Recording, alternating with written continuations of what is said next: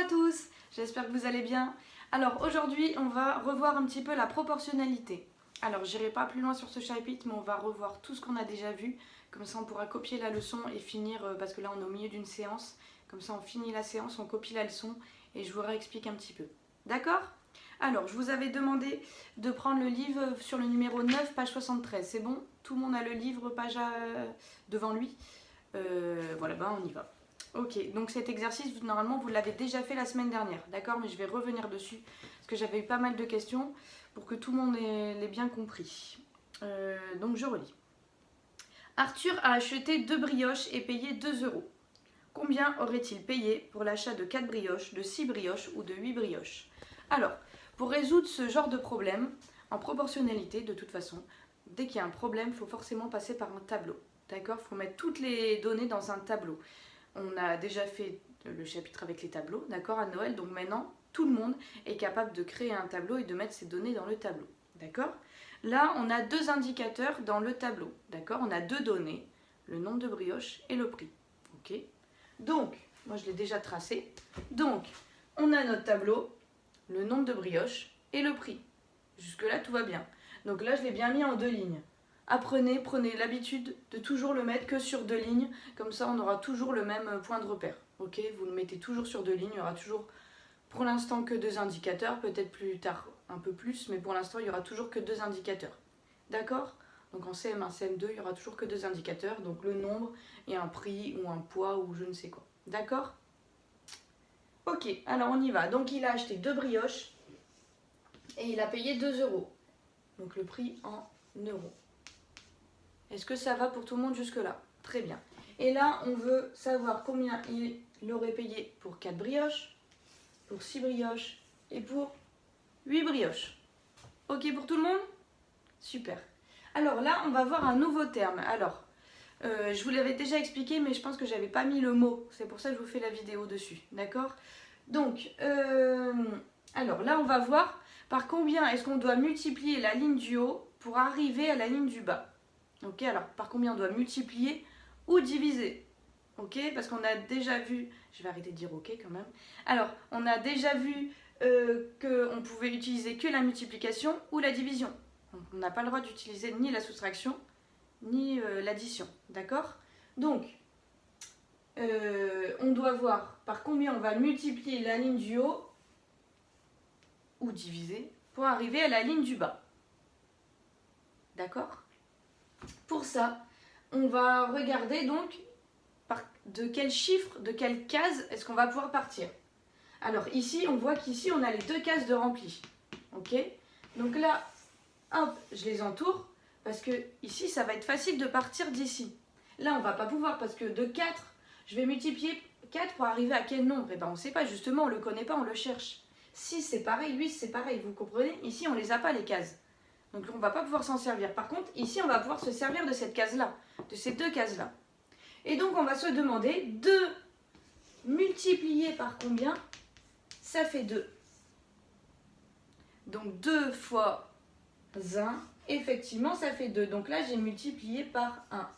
Et 1, ce nombre 1, ok, ça va être appelé le coefficient. Je ne vais pas pouvoir le noter en entier parce que je ne vais pas avoir assez de place. Le coefficient de proportionnalité. D'accord? Donc le coefficient de proportionnalité, c'est bien le nombre qu'on va multiplier ou diviser, qui va servir à multiplier ou diviser toutes les cases du haut pour nous donner les cases du bas. C'est le même nombre, c'est-à-dire que toutes les cases du haut vont être multipliées par un même nombre pour obtenir les cases du bas, la ligne du bas. Ok, on va multiplier par un même nombre la ligne du haut pour arriver sur la ligne du bas. Et ça s'appelle le coefficient de proportionnalité. Alors, on va faire un autre exemple. Alors, du coup, on finit. Donc, 4 fois 1, 4. 6 fois mon coefficient de proportionnalité, 6. 8 fois mon coefficient de proportionnalité, 8. Est-ce que ça va jusque-là? Ok, on fait un autre exemple. Allez, du coup, on fait un deuxième exemple. Donc, je vous l'ai déjà noté, le temps que le tableau a séché, j'ai fait du montage. Alors, donc, là, on va se demander, donc, même système de tableau, vous voyez, hein, de toute façon, dans les semaines qui ont précédé, je vous ai donné que des tableaux comme ça, où à chaque fois on a cherché du haut vers le bas. Donc là on va chercher pareil, du haut vers le bas. Par combien est-ce qu'on va multiplier? Donc pareil, on prend les cases où on a la case du haut et la case du bas de pleine, ok? Donc là je rappelle, ici on peut pas, là on peut pas, là on peut pas parce que c'est vide.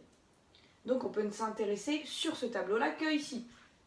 Donc de 2 fois combien pour faire 8? Ici, on ne peut pas faire de division, je ne peux pas dire 2 divisé par combien. Par contre, dans l'autre sens, je peux me dire 8 divisé par combien pour faire 2, si je veux. D'accord? Parce que si le 8 était en haut, j'aurais eu cette opération-là. D'accord? Et là, par chance, le 8 est en bas. Donc, 2 fois combien pour faire 8?